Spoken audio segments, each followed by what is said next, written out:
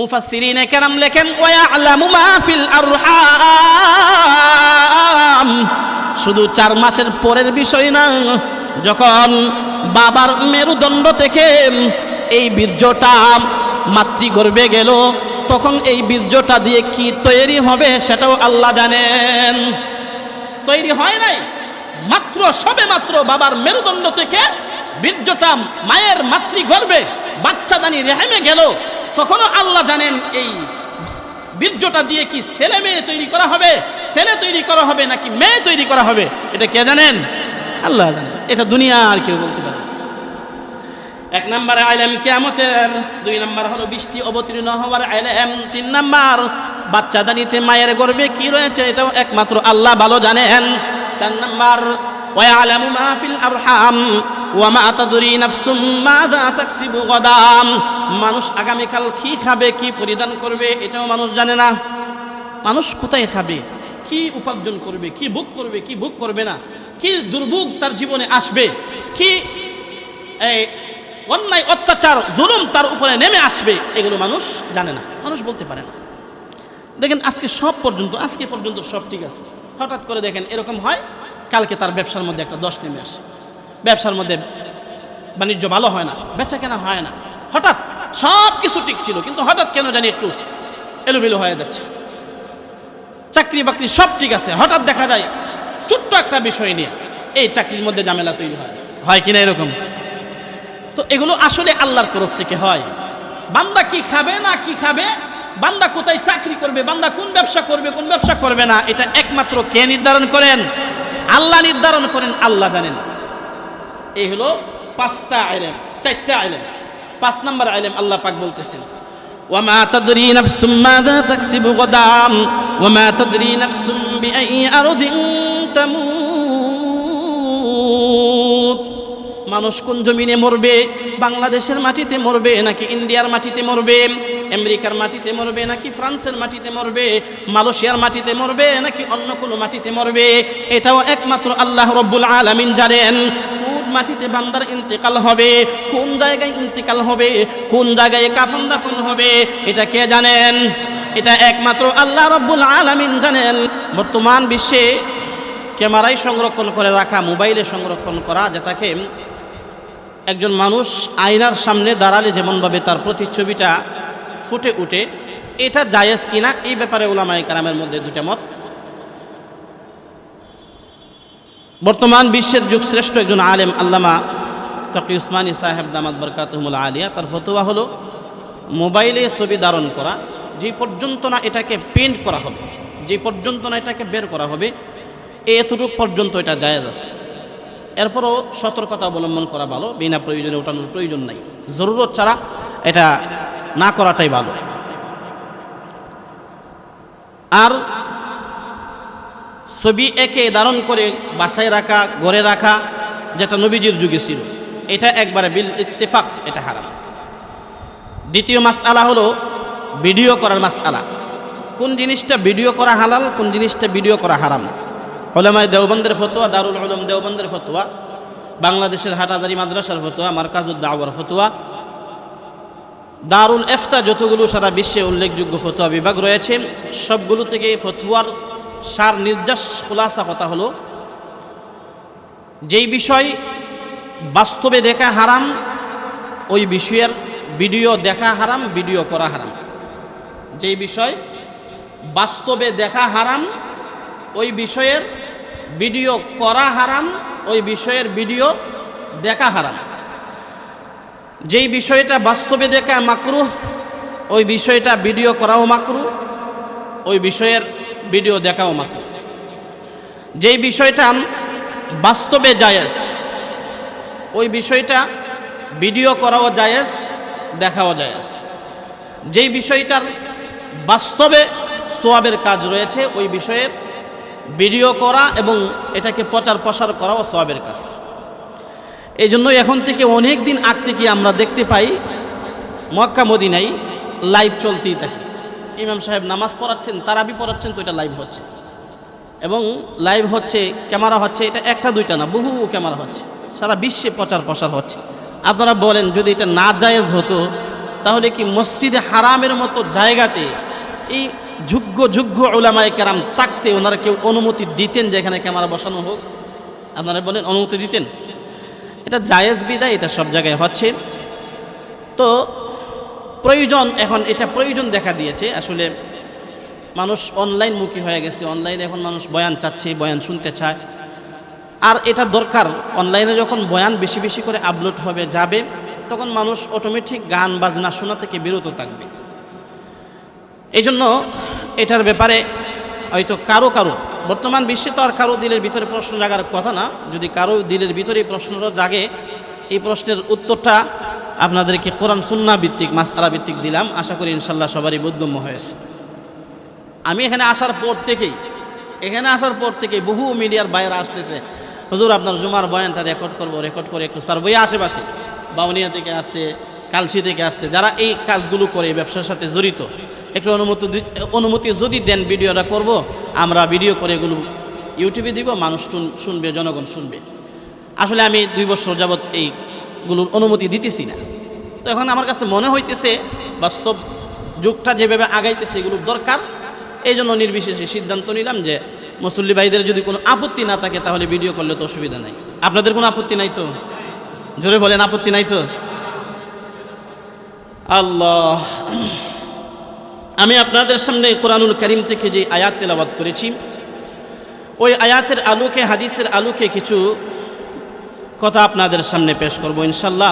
আল্লাহ তাআলা আমাকে ইখলাসের সহিত কথা বলার, সবাইকে সহিহ আমলের নিয়তে শোনার তৌফিক দান করেন, সকলে বলি আমিন। প্রথম বিষয় হচ্ছে, আল্লাহ পাক রব্বুল আলামিন বলতেছেন, কুল্লু নাফসিন যায়িকাতুল মাউত। পৃথিবীতে যত প্রাণী আছে সমস্ত প্রাণী মৃত্যুর স্বাদ আস্বাদন করতে হবে, মৃত্যুবরণ করতে হবে। মৃত্যুর হাত থেকে কেউ রেহাই পাবে না, মৃত্যুর হাত থেকে কেউ পলায়ন করতে পারবে না।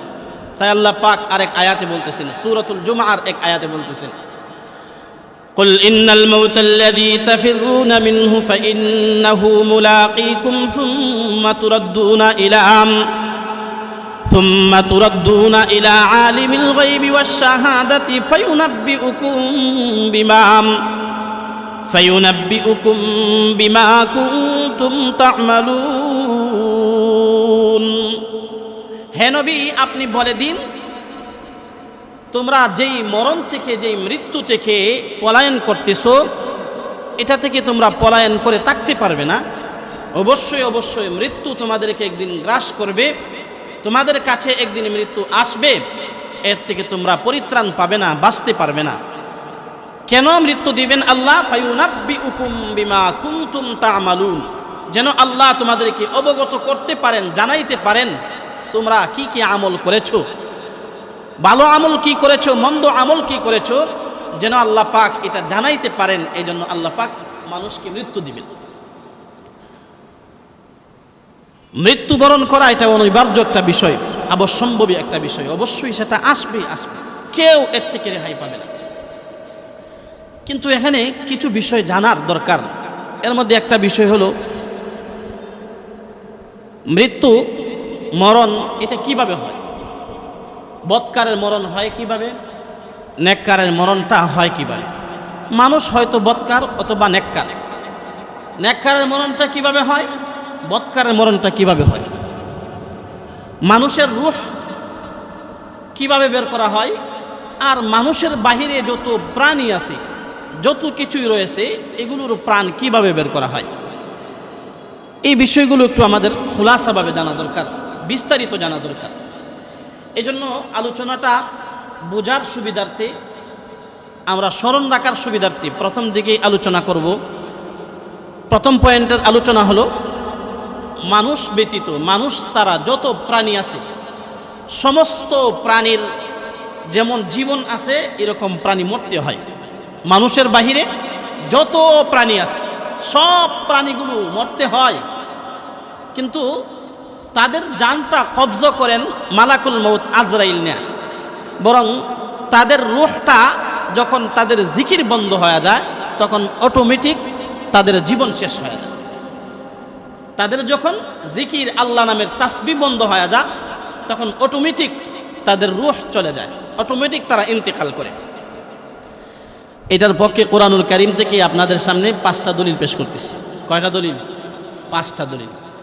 আল্লাহ পাক সূরা বনী ইসরাঈলের এক আয়াতে বলেন, ওয়া ইম মিন শাইইন ইল্লা ইউসাব্বিহু বিহামদিহি ওয়ালাকিন লা তাফকাহুনা তাসবিহাহুম। আল্লাহ পাক রব্বুল আলামিন বলেন, ওরে বান্দা, ওয়া ইম মিন শাইইন ইল্লা ইউসাব্বিহু বিহামদিহি, এই পৃথিবীতে যা কিছু আছে আপনি আর আমি চোখে দেখি অথবা না দেখি, যা কিছু আছে সব কিছুই আল্লাহ নামের তাসবিহ আদায় করেন, আল্লাহ নামের তাসবিহ আদায় করেন। ওয়ালাকিন লা তাফকাহুনা তাসবিহাহুম, কিন্তু তোমরা বুঝো না, তাদের তাসবিহ বুঝার মতো যোগ্যতা আমাদের নাই। তাদের তাসবিহ কীট পতঙ্গ, হাঁস মুরগি, বাঘ ভাল্লুক, প্রাণী, হিংস্র প্রাণী, বাঘ সিংহ, এগুলোর তাসবিহ বুঝবো তো দূরের কথা, আমরা তো মানুষেরই ভাষা বুঝি না।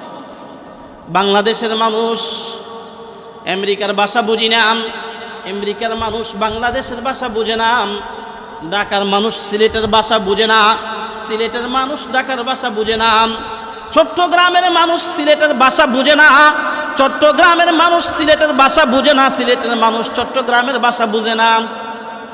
আসলে কি চট্টগ্রামের ভাষা আমরা সবাই বুঝি? সিলেটের ভাষা সবাই বুঝি? তো মানুষ হয়ে এক অঞ্চলের ভাষা, এক এলাকার ভাষা আরেক এলাকার মানুষ বুঝি না, প্রাণীর ভাষা বুঝবো কিভাবে? আল্লাহ বলেন, ওয়ালাকিন লা তাফকাহুনা তাসবিহাহুম, এদের তাসবিহগুলো তোমরা বুঝো না, তোমরা বুঝার মতো যোগ্যতা আর ক্ষমতা তোমাদের নাই। কিন্তু ওরা তাসবিহ আদায় করে, ওরা তাসবিহ জপে। আল্লাহ পাক সূরাতুল হাজ্জের এক আয়াতে বলতেছেন, আলাম তারা আন্নাল্লাহা ইয়াসজুদু লাহু মান ফিস সামাওয়াতি ওয়া মান ফিল আরদি ওয়াশ শামসু ওয়াল কমারু ওয়ান নুজুমু ওয়াল জিবাল ওয়াশ শাজারু ওয়াদ দাওয়াবু ওয়া কাসীরুম মিনান নাস ওয়া কাসীরুন হাক্কা আলাইহিল আযাব। আল্লাহ রাব্বুল আলামিন বলেন, ওরে বান্দা, তুমি কি দেখো না এই আসমান জমিনে যা কিছু রয়েছে, আসমানে ফেরেশতাদের বাহিনী রয়েছে, ওই ফেরেশতারা আল্লাহ নামের তাসবিহ পড়ে, ওই ফেরেশতারা আল্লাহ পাককে সিজদা করে।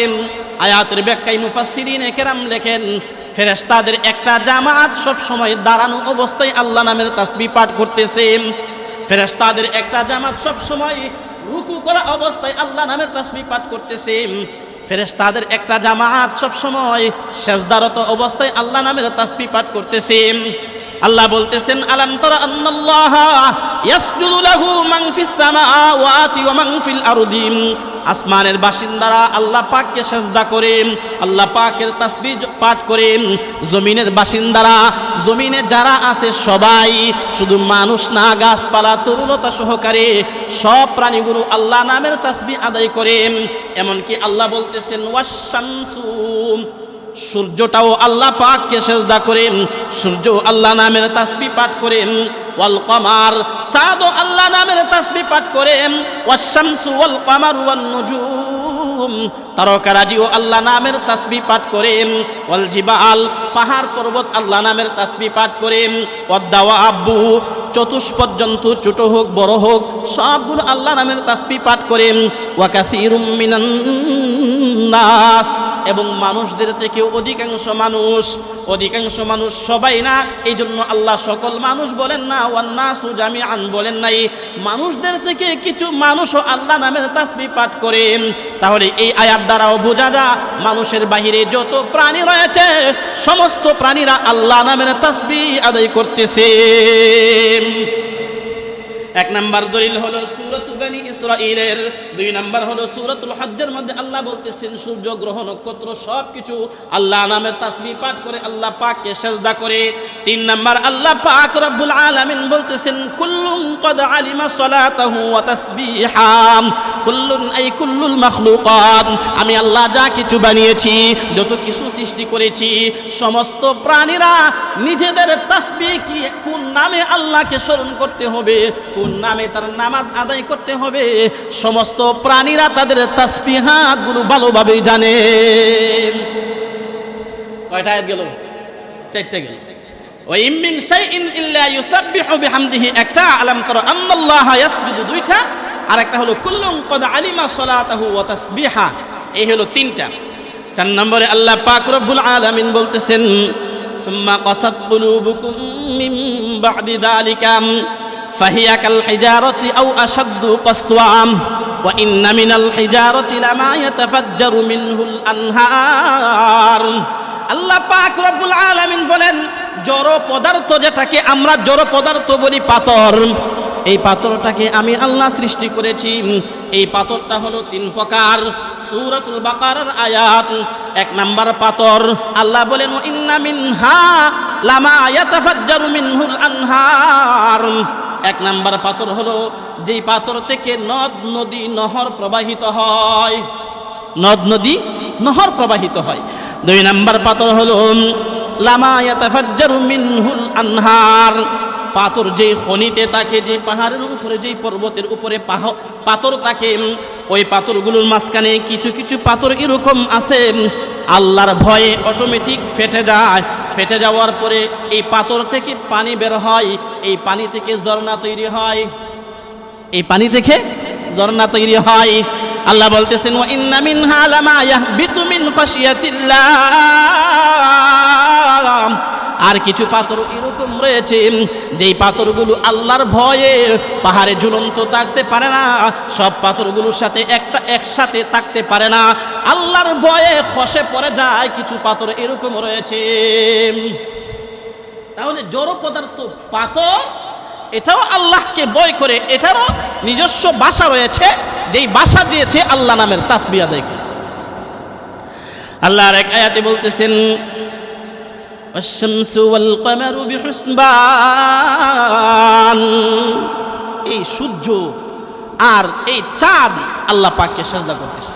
কোরআনুল কারীমে এই সূর্য সিজদা করে, চাঁদ সিজদা করে, গ্রহ নক্ষত্রের কথাও এসেছে। এগুলো কার আদেশে পরিচালিত হয়? আল্লাহর আদেশে পরিচালিত হয়। আল্লাহ পাকের জিকির করে, আল্লাহ নামের তাসবিহ আদায় করে। হাদিসে গেলে স্পষ্ট হবে।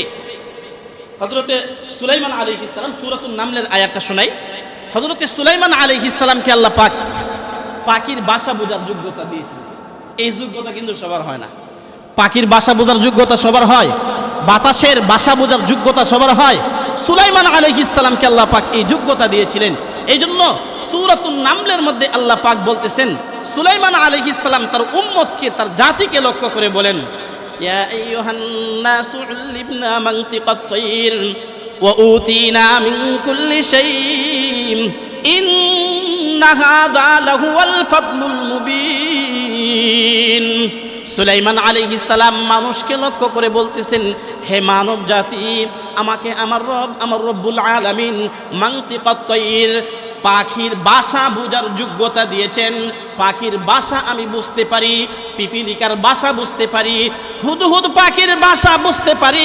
এই ভাষা বুঝতে পারাটা আল্লাহ পাকের তরফ থেকে আমার উপরে নিয়ামত আর অনুগ্রহ। আল্লাহ পাক যত নিয়ামত আর যত অনুগ্রহ রয়েছে সবগুলো সুলাইমান আলাইহিস সালামকে আল্লাহ পাক দান করেছিলেন। এই হলো 5টা আয়াত। এবার হাদিসের মধ্যে আসেন। হাদিসের মধ্যে বর্ণিত হয়েছে নবীজি সাল্লাল্লাহু আলাইহি ওয়াসাল্লাম একদিন কিছু কঙ্কর, কিছু পাথর হাতে নিলেন। কিছু কঙ্কর হাতে নেওয়ার পরে এই কঙ্করগুলো মুষ্টিতে যখন উঠালেন, সাহাবায়ে কেরামের জামাত বসা নবীর সামনে আল্লাহ নবী সাল্লাল্লাহু আলাইহি ওয়াসাল্লামের হাতে পাথরগুলো আসার পর পাথরগুলো তাসবিহ জপতেছে সুবহানাল্লাহ সুবহানাল্লাহ সুবহানাল্লাহ। আল্লাহ নবী সাল্লাল্লাহু আলাইহি ওয়াসাল্লাম এই পাথরগুলোকে হযরত আবু বকর সিদ্দিকের হাতে উঠাইয়া দিলেন। আবু বকর সিদ্দিক হাতে নিয়ে দেখলেন এই পাথরগুলো তাসবিহ পড়তেছে সুবহানাল্লাহ সুবহানাল্লাহ সুবহানাল্লাহ। আবু বকর সিদ্দিক হযরত ওমর ইবনুল খাত্তাবের হাতে দিলেন। ওমর ইবনুল খাত্তাব হাতে নিয়েও দেখলেন, শুনলেন পাথরগুলো পড়তেছে সুবহানাল্লাহ সুবহানাল্লাহ। এই আওয়াজ শুধু নবীজি, আবু বকর আর ওমর শুনেছেন এরকম না, সাহাবায়ে কেরামের বিশাল একটা জামাত শুনেছেন পাথরগুলো সুবহানাল্লাহ সুবহানাল্লাহ সুবহানাল্লাহ জপতেছে। কিন্তু যখন একজন সাহাবী থেকে আরেকজন সাহাবীর হাত পর্যন্ত স্থানান্তরিত হচ্ছিল, তখন অটোমেটিক এই তাসবির আওয়াজটা বন্ধ হয়ে যায়। আওয়াজ বন্ধ হয়ে গেছে এরকম না, আওয়াজ শোনা বন্ধ হয়ে গেছে। এই পাথরগুলো তো আল্লাহ নামের তাসবিহ সুবহানাল্লাহ সুবহানাল্লাহ সবসময় জপে, সবসময় পাঠ করে, কিন্তু যখন হাত বেশি স্থানান্তরিত হচ্ছে তখন অটোমেটিক তাদের আওয়াজ শোনা বন্ধ হয়ে যায়। দেখছেন মানুষ কত নির্বোধ। পাথরও আল্লাহ নামের তাসবিহ জপে, কিন্তু মানুষ আল্লাহকে স্মরণ করে না, মানুষ আল্লাহ নামের তাসবিহ জপে না। নবীজি সাল্লাল্লাহু আলাইহি ওয়াসাল্লাম হাদিসে পাকে বর্ণিত হয়েছে, মুসলিম শরীফের হাদিস, তিরমিজি শরীফের 1415 নম্বর হাদিস। আল্লাহ নবী সাল্লাল্লাহু আলাইহি ওয়াসাল্লাম মসজিদে মিম্বারে প্রথম যখন খুতবা দিতেন তখন এই মিম্বার তৈরি হয় নাই। তখন আল্লাহ নবী খেজুর গাছে হেলান দিয়ে, খেজুর গাছের খান্ডের উপরে দাঁড়িয়ে খেজুর গাছের পিছনের দিকে খেজুর গাছটাই হেলান দিয়ে নবীজি বসতেন এবং খুতবা প্রদান করতেন। যখন একজন মহিলা বা একজন সাহাবী যখন এই মিম্বারটা তৈরি করে দিলেন, আল্লাহ নবীজি তখন এই মিম্বারে দাঁড়িয়ে খুতবা দিতেন। কানা ইয়াখতুবুন নাসা, কানা নবী সাল্লাল্লাহু আলাইহি ওয়াসাল্লাম ইয়াখতুবুন নাসা আলাল মিম্বার ফাযাহাবা ইলাল মিম্বার। নবীজি খুতবা মিম্বারের উপরে দাঁড়িয়ে দিতেন। খুতবার যখন মিম্বারের উপরে দাঁড়িয়ে দিতে শুরু করলেন, জুমার দিন মসজিদে নববীতে আগে নবীজি যেই খেজুর কাণ্ডের উপরে দাঁড়িয়ে খুতবা দিতেন ওই খেজুরটাকে একটু পিছনে ফেলে দিয়েছেন। খেজুর বৃক্ষটা কাঁদতে শুরু করেছে, কান্নার আওয়াজ শোনা যাচ্ছে। শুধু আল্লাহ নবী শুনে নাই, মুসলিম শরীফের হাদিস, শুধু নবীজি শুনেন নাই, সাহাবায়ে কেরামের জামাত শুনেছেন। আল্লাহ নবী শুনতে পাইলেন বাচ্চার মতো ওই গাছটা, খেজুর বৃক্ষটা কান্না করতেছে। আল্লাহ নবী সাল্লাল্লাহু আলাইহি ওয়াসাল্লাম ওই মিম্বার থেকে নেমে খেজুর বৃক্ষর নিকটে গিয়ে খেজুরটাকে স্পর্শ করলেন, হাত বুলালেন, হাত বুলিয়ে বললেন, তুমি কান্না বন্ধ করো, জান্নাতের ভিতরে জান্নাতে যাওয়ার ব্যবস্থা হয়ে যাবে। আল্লাহ নবী বলেন, অতঃপর ওই খেজুর বৃক্ষের কান্না বন্ধ হয়ে গেল। নবীজি বলেন, আমি যদি তাকে স্পর্শ না করতাম, যদি তাকে আমি আদর সোহাগ না করতাম, এই খেজুর বৃক্ষটা কিয়ামত পর্যন্ত এভাবে কাঁদতেই থাকতো। তাহলে এর দ্বারা কি বোঝা যায়? খেজুর একটা বৃক্ষ, এটাও কি করে আল্লাহ নামের তাসবিহ আদায়, এটাও আল্লাহ নামের তাসবিহ আদায়। আল্লাহ পরকালে জান্নাত জাহান্নাম রয়েছে, জান্নাতও কথা বলতে পারে, জাহান্নামও কথা বলতে পারে। কোরআনুল কারীমের আয়াতে এসেছে, আল্লাহ পাক যখন জাহান্নামীদেরকে জাহান্নামে দিবে, জাহান্নাম ভরপুর মাজিদ। রব্বুল আলামিন, আমার তো আরো জায়গা বাকি রয়ে গেছে, আপনার আরো নাফরমান বান্দা, পাপিষ্ঠ বান্দা আছে কি? থাকলে দেন। আল্লাহ পাক রব্বুল আলামিন তখন জাহান্নামের উপরে তার কুদরতি পা রাখবেন। হাদিসের মধ্যে বর্ণিত হয়েছে, এটাও মুসলিম শরীফের হাদিস। আল্লাহ পাক তার কুদরতি পা রাখবেন জাহান্নামের উপরে। কুদরতি পা রাখার পর এবার জাহান্নাম বলবে, ফাকাত ফাকাত ফাকাত, আল্লাহ যথেষ্ট হয়ে গেছে, আর কোনো নাফরমানের আমার কোনো প্রয়োজন নাই।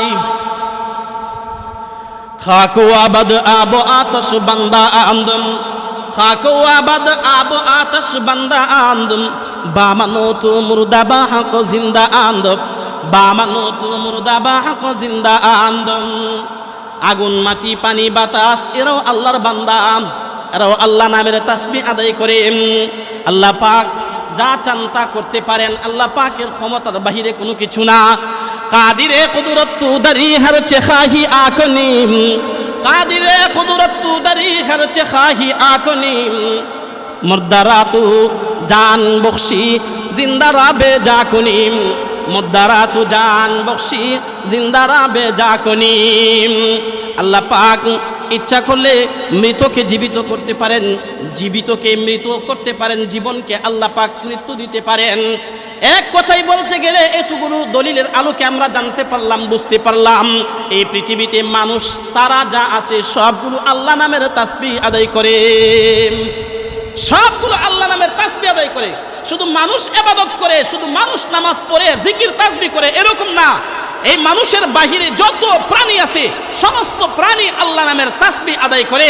ওদের তাসবিহ যখন বন্ধ হয়ে যায় তখন তাদের মৌত চলে আসে। ওদের তাসবিহ যখন বন্ধ হয়ে যায় তখন তাদের মৌত চলে আসে।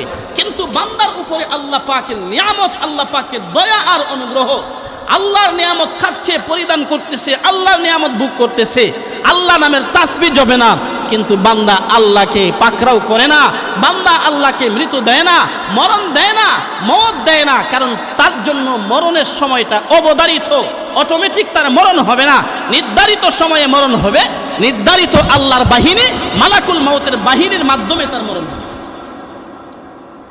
কিন্তু মরণটা কোন সময় হবে এটা কেউ জানে?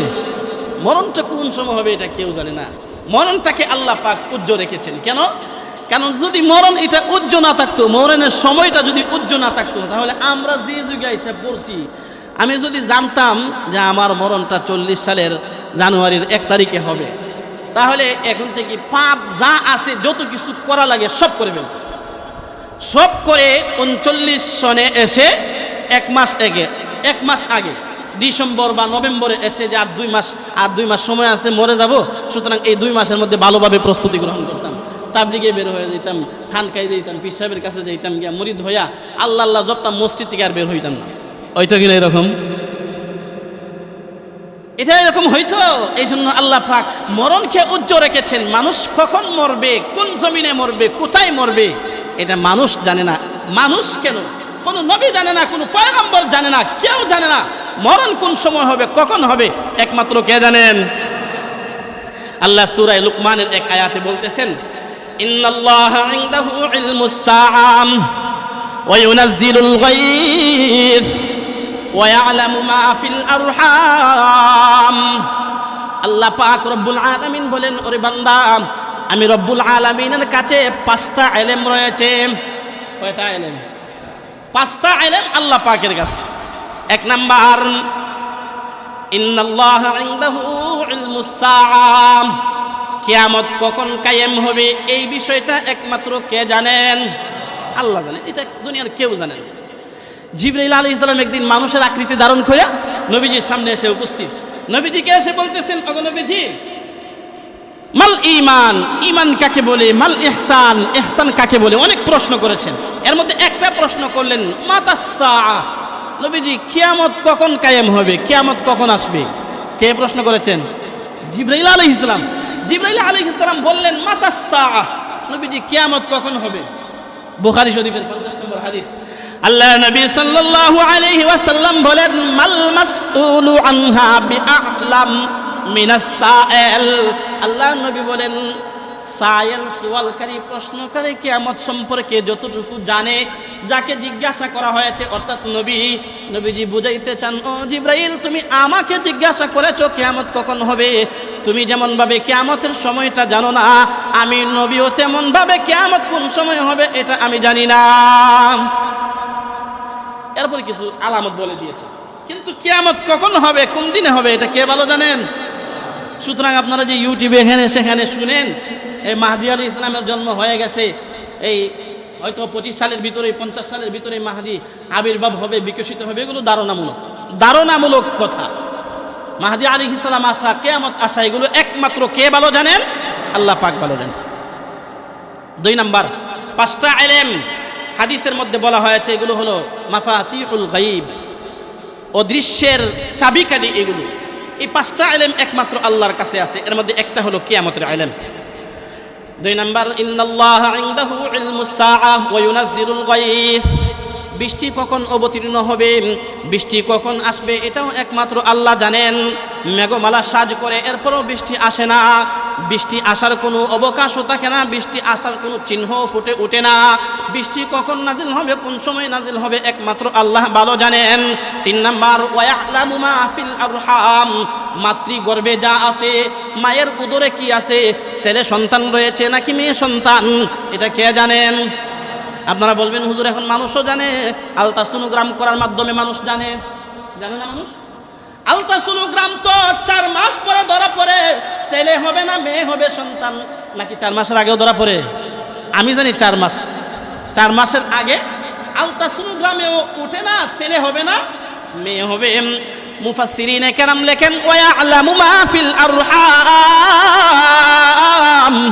শুধু 4 মাসের পরের বিষয় না, যখন বাবার মেরুদণ্ড থেকে এই বীর্যটা মাতৃগর্ভে গেল, তখন এই বীর্যটা দিয়ে কি তৈরি হবে সেটাও আল্লাহ জানেন। তৈরি হয় নাই, মাত্র সবে মাত্র বাবার মেরুদণ্ড থেকে বীর্যটা মায়ের মাতৃগর্ভে বাচ্চাদানি রেহেমে গেল, তখনও আল্লাহ জানেন এই বীর্যটা দিয়ে কি ছেলে মেয়ে তৈরি করা হবে, ছেলে তৈরি করা হবে নাকি মেয়ে তৈরি করা হবে, এটা কে জানেন? আল্লাহ জানেন। এটা দুনিয়া আর কেউ বলতে পারে। 1 নম্বরে ইলম কিয়ামতের, 2 নম্বর হলো বৃষ্টি অবতীর্ণ হওয়ার ইলম, 3 নম্বর বাচ্চাদানিতে মায়ের গর্ভে কি রয়েছে এটাও একমাত্র আল্লাহ ভালো জানেন। 4 নম্বর ওয়া ইয়ালামু মা ফিল আরহাম ওয়া মা তাদরি নাফসুম মাযা তাকসিবু গাদাম, মানুষ আগামীকাল কি খাবে, কি পরিধান করবে এটাও মানুষ জানে না। মানুষ কোথায় খাবে, কি উপার্জন করবে, কি ভোগ করবে, কি ভোগ করবে না, কি দুর্ভোগ তার জীবনে আসবে, কি অন্যায় অত্যাচার জুলুম তার উপরে নেমে আসবে, এগুলো মানুষ জানে না, মানুষ বলতে পারে না। দেখেন আজকে পর্যন্ত সব ঠিক আছে, হঠাৎ করে দেখেন এরকম হয়, কালকে তার ব্যবসার মধ্যে একটা দশ নেমে আসে, ব্যবসার মধ্যে বাণিজ্য ভালো হয় না, বেচা কেনা হয় না, হঠাৎ সব কিছু ঠিক ছিল কিন্তু হঠাৎ কেন জানি একটু এলোমেলো হয়ে যাচ্ছে। চাকরি বাকরি সব ঠিক আছে, হঠাৎ দেখা যায় ছোট্ট একটা বিষয় নিয়ে এই চাকরির মধ্যে ঝামেলা তৈরি হয় কিনা এরকম। তো এগুলো আসলে আল্লাহর তরফ থেকে হয়। বান্দা কি খাবে না কি খাবে, বান্দা কোথায় চাকরি করবে, বান্দা কোন ব্যবসা করবে কোন ব্যবসা করবে না, এটা একমাত্র কে নির্ধারণ করেন? আল্লাহ নির্ধারণ করেন, আল্লাহ জানেন। এই হলো 5টা ইলম, 4টা ইলম। 5 নম্বর ইলম আল্লাহ পাক বলতেছেন ওয়া মা তাদরি নাফসুম মাযা তাকসিবু গাদাম ওয়া মা তাদরি নাফসুম বিআই আরদিন তামুত, মানুষ কোন জমিনে মরবে, বাংলাদেশের মাটিতে মরবে নাকি ইন্ডিয়ার মাটিতে মরবে, আমেরিকার মাটিতে মরবে নাকি ফ্রান্সের মাটিতে মরবে, মালয়েশিয়ার মাটিতে মরবে নাকি অন্য কোনো মাটিতে মরবে, এটাও একমাত্র আল্লাহ রব্বুল আলামিন জানেন। কোন মাটিতে বান্দার ইন্তেকাল হবে, কোন জায়গায় ইন্তেকাল হবে, কোন জায়গায় কাফন দাফন হবে, এটা কে জানেন? এটা একমাত্র আল্লাহ রব্বুল আলামিন জানেন। ইমাম মালিক রাহমাতুল্লাহি আলাইহি একজন বড় আলেম এবং নবীজিকে খুব মহব্বত করতেন, খুব ভালোবাসতেন। ইমাম মালিক রাহমাতুল্লাহি আলাইহি তিনি জীবনে একবার হজ, ফরজ হজ করেছেন, নফল উমরা হজ আর করেন না। কারণ হলো যদি মদিনা থেকে বের হয়ে যায় তাহলে হয়তো আমার মরণ চলে আসবে। আর মদিনার বাহিরে ইমাম মালিক বলেন মদিনার বাহিরে আমার মরণ হোক এটা আমি চাই না, মদিনার বাহিরে মরণ হোক এটা আমি চাই না। এই জন্য ইমাম মালিক মদিনার বাহিরে বের হইতেন না, সব সময় মদিনায় থাকতেন। হঠাৎ করে ইমাম মালিক রাহমাতুল্লাহি আলাইহির একদিন আল্লাহর নবীজির সঙ্গে সাক্ষাৎ হয়েছে স্বপ্নের মাধ্যমে। সুবহানাল্লাহ বলবেন না? আর ইমাম মালিক মদিনার সবচেয়ে বড় আলেম, তাবিঈ একজন। সেই ইমাম মালিক নবীজির ইশক আর মুহাব্বত নিয়ে মদিনা থেকে বের হন না, কারণ মদিনা থেকে বের হয়ে গেলে হয়তো মদিনার বাহিরে তার মরণ হতে পারে, এই জন্য তিনি মদিনায় থাকেন। যখন আল্লাহর নবীর সঙ্গে সাক্ষাৎ, রহমতের নবীকে জিজ্ঞাসা করলেন ইয়া রাসূলুল্লাহ, ইয়া হাবিবাল্লাহ, ওগো নবী, হজ তো একবার ফরজ হজ করেছি কিন্তু নফল হজও করতে পারি না, উমরাও করতে পারি না। ওগো নবী আমাকে একটু বলেন না আমি আর কতদিন বাঁচবো, যদি এটা বলে দেন তাহলে আমি উমরা করার সুযোগ পাইতাম, উমরা হজটা আবার করতে পারতাম। আল্লাহ নবী সাল্লাল্লাহু আলাইহি ওয়াসাল্লাম মালিককে এই 5টা আঙ্গুল দেখায় বললেন, হে মালিক এই 5টা আঙ্গুল রয়েছে তোমার জন্য। মালিক রাহমাতুল্লাহি আলাইহি এবার ভাবতেছেন 5 আঙ্গুল দিয়ে নবীজি কি বুঝাইলেন। আমি তো প্রশ্ন করলাম কয়দিন বাঁচবো, আমি কি আর 5 দিন বাঁচবো নাকি 5 সপ্তাহ নাকি 5 মাস নাকি 5 বছর, এই সবগুলোর তো সম্ভাবনা আছে। আমি কয়দিন বাঁচবো, 5 দিন নাকি 5 সপ্তাহ নাকি 5 মাস নাকি 5 বছর, কয়দিন বাঁচবো নবীজি কোনটা বুঝিয়েছেন? এই স্বপ্নের ব্যাখ্যা করা দরকার। এই স্বপ্নের ব্যাখ্যার জন্য তৎকালীন সময়ের সবচাইতে স্বপ্নের ব্যাখ্যাকারক, সবচাইতে বড় ব্যাখ্যাকারক আল্লামা ইবনে সিরিন রাহমাতুল্লাহি আলাইহি। আমরা তখন যেমন এই স্বপ্নের ব্যাখ্যা শুরু করে দেই। ইমাম মালিকের মতো বড় আলেম স্বপ্নের ব্যাখ্যা, নিজে স্বপ্ন দেখেছেন, স্বপ্নের ব্যাখ্যা তিনি বলতে পারেন না। এত বড় আলেম স্বপ্নের ব্যাখ্যা বলতে পারেন না, স্বপ্নের ব্যাখ্যার জন্য এই ব্যাপারে যে অভিজ্ঞ, যিনি ভালো জানেন, ভালো বুঝেন, তার কাছে পাঠাইলেন। খাদেমকে পাঠাইলেন, গিয়ে বলো একজন ব্যক্তি স্বপ্নে দেখেছে নবীজিকে একটা প্রশ্ন করেছে, নবীজি উত্তরে 5টা আঙ্গুল দেখিয়েছে, এই প্রশ্নের এই স্বপ্নের ব্যাখ্যা কি হবে? ইমাম মালিক বলে দিয়েছেন আমার নাম কিন্তু বলবে না, আমার নামটা বলবে না। তো ইবনে সিরিন রহমতুল্লাহ আলাইহির কাছে ইমাম মালিকের খাদিম গিয়ে বলল যে একজন ব্যক্তি এরকম এরকম স্বপ্নে দেখে যে উনি স্বপ্নের ব্যাখ্যাটা জানতে চাইছে। ইবনে সিরিন রহমতুল্লাহ আলাইহি স্বপ্নের ব্যাখ্যা যিনি দেখেছেন উনি অনেক বড় আলেম, তো কে দেখেছেন আগে নাম বলেন, তাহলে স্বপ্নের ব্যাখ্যা বলবো, নতুবা স্বপ্নের ব্যাখ্যা বলবো না। নাম না বললে স্বপ্নের ব্যাখ্যা বলা হবে। তো খাদিম বেচারা বলতেছে শাইখের তরফ থেকে আর নাম বলার অনুমতি নাই, আমাকে আবার যাইতে হবে। তো ঠিক আছে যান, যেই আপনাকে পাঠাইছে তার কাছে যান, নাম বলতে হবে, নাম বললে আমি স্বপ্নের ব্যাখ্যা বলবো। আবার খাদেম মালিক রহমতুল্লাহ আলাইহির কাছে আসলো, এসে বলল যে হুজুর ইবনে সিরিন রহমতুল্লাহ আলাইহি স্বপ্নের ব্যাখ্যা শুনেই বলছে একজন বড় আলেম স্বপ্ন দেখেছে, নাম বলতে হবে, নাম না বললে আমি স্বপ্নের ব্যাখ্যা বলবো। তাহলে বুঝেন উনি কেমন স্বপ্নের ব্যাখ্যাকারক। ইমাম মালিক রহমতুল্লাহ আলাইহি বললেন ঠিক আছে ভাই যাও, গিয়ে বলো আমার নাম বলো যে মালিকের স্বপ্ন দেখেছি। ইবনে সিরিন রহমতুল্লাহ আলাইহি নাম শুনেই আমি আগেই ধারণা করেছিলাম মালিক ছাড়া এই স্বপ্ন আর কেউ দেখতে পারে না। ইমাম মালিক এর স্বপ্নের ব্যাখ্যা ইবনে সিরিন রাহমাতুল্লাহ আলাইহি করে দিলেন, হিয়া খামসুন লা ইয়ালামুহুন্না ইল্লাল্লাহ।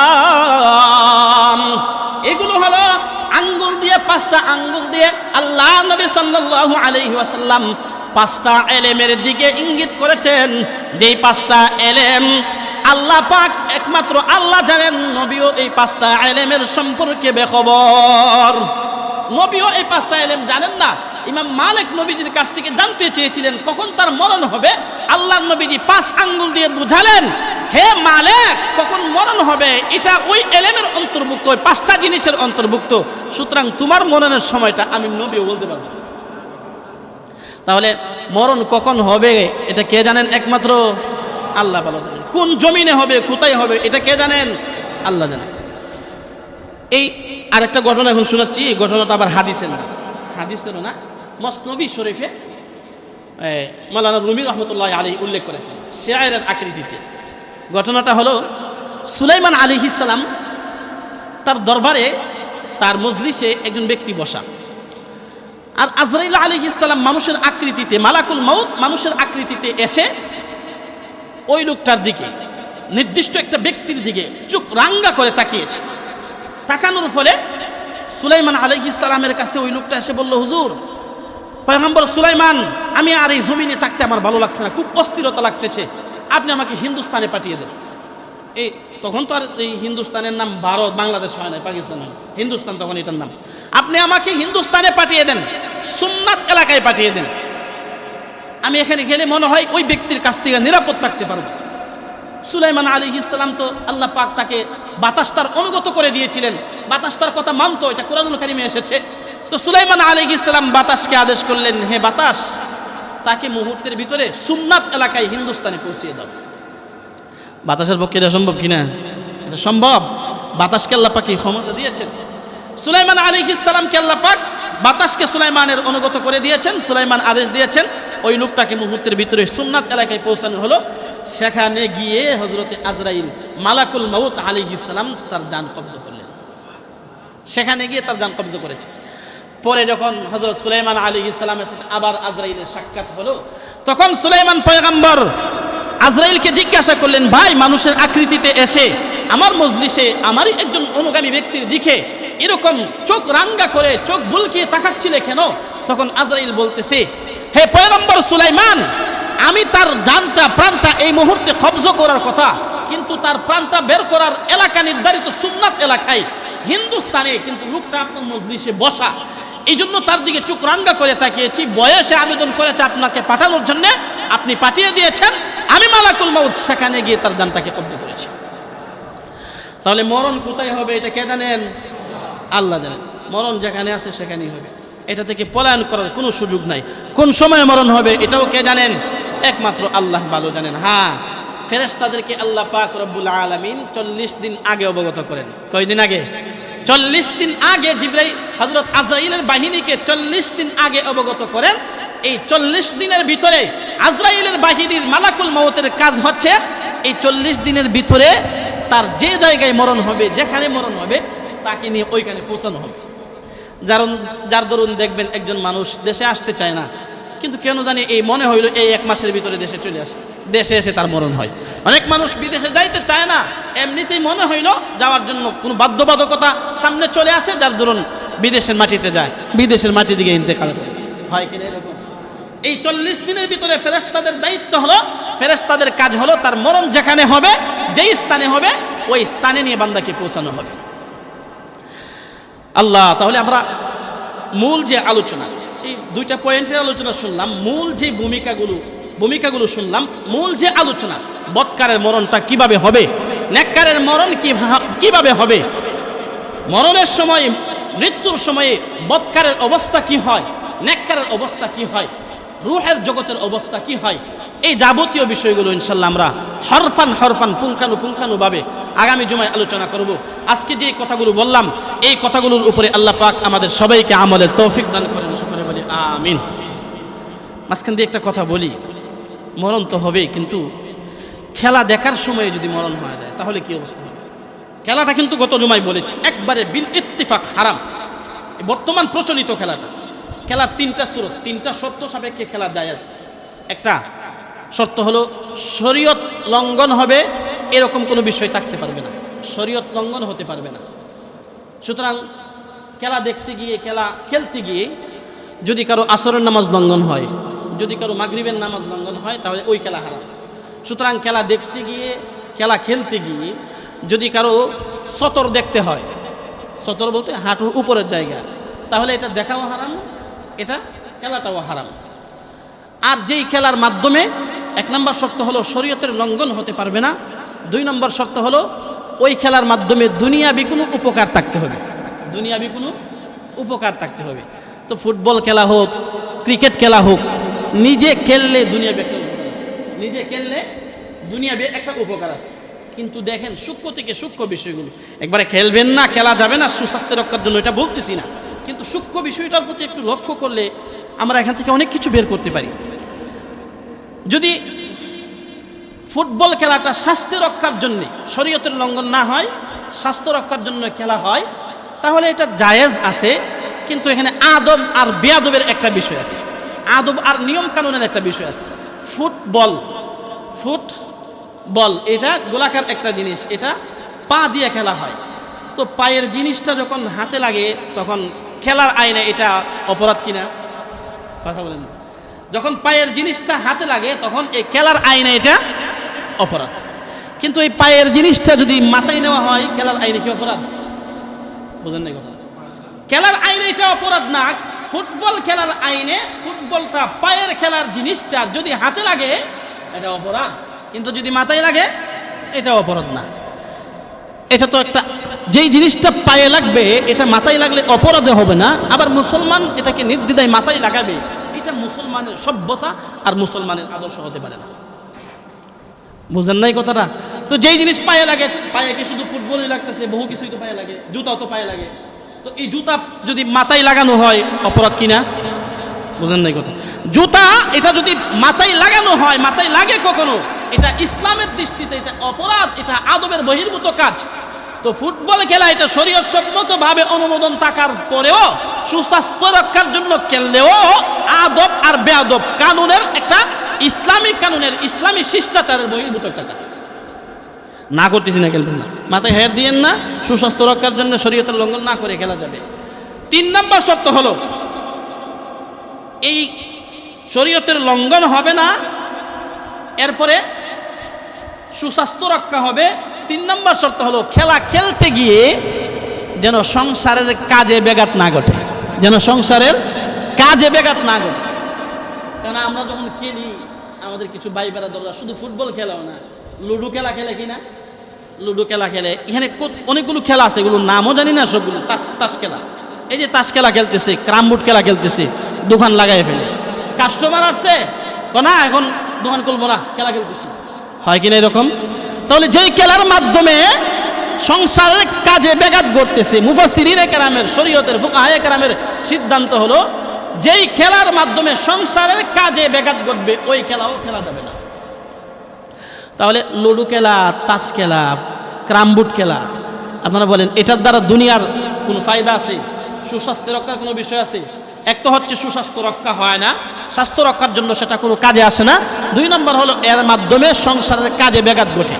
এখন এই সবগুলোর পরে আসেন আমরা যে খেলাগুলো দেখতেছি, নিজেরা খেলতেছি না, খেলাগুলো দেখতেছি, দেখার মাধ্যমে আমার সংসারের কাজের ব্যাঘাত ঘটে কিনা? কথা বলে না। 1টা বাজে খেলা শুরু হয়, 1:30 বাজে খেলা শুরু হয়, খেলা দেখতে দেখতে নাকি 4টা হয়ে যায়, ঘুমাইতে ঘুমাইতে 5টা হয়ে যায়। তো 5টা বাজে আর 4টা বাজে ঘুমান, ফজরের আজান হয় কোন দিকে, ফজরের নামাজ যায় কোন দিকে, আবার অফিসে ঠিক মতে যাওয়া যায় না, অফিস টাইম করা যায় না, ঠিক মতে দোকান খোলা যায় না। যারা খেলা নিয়মতান্ত্রিক দেখতেছে তাদের কিন্তু এই সমস্যাগুলো হইতেছে। আপনারা বলেন খেলা দেখার মধ্যেও কি 1-2টা হারামের সমন্বয় না বহু হারামের সমন্বয়? বহু হারামের সমন্বয়।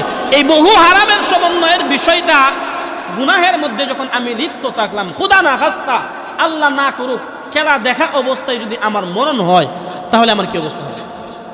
এটা সব যুবককে ভাবা দরকার, সবাইকে ভাবা দরকার। আমি যখন খেলা দেখা যাচ্ছি, এটা উলামায়ে কেরাম বিভিন্ন কারণ একত্রিত করে হারাম ঘোষণা করা হয়েছে। যদি এই অবস্থায় কবিরা গুনাহ অবস্থায় আমার মরণ হয়, আমার কি অবস্থা হবে? মালাকুল মাউত আমার রূহটা কিভাবে বের করবে? আজরাইলের বাহিনী আমাকে কি পিছনে দিবে? এটা তো একটু ভাবা দরকার। পরিশেষে আমার ঠিকানার পরিণাম কই হবে, কি জান্নাতে হবে না জাহান্নামে হবে? এটা ভেবে শুনে খেলার দিকে আগানো দরকার। আল্লাহ পাক সবাইকে বুঝে আমলের তৌফিক দান করুন। সকলে বলে আমিন। ওয়া আখির দাওয়া।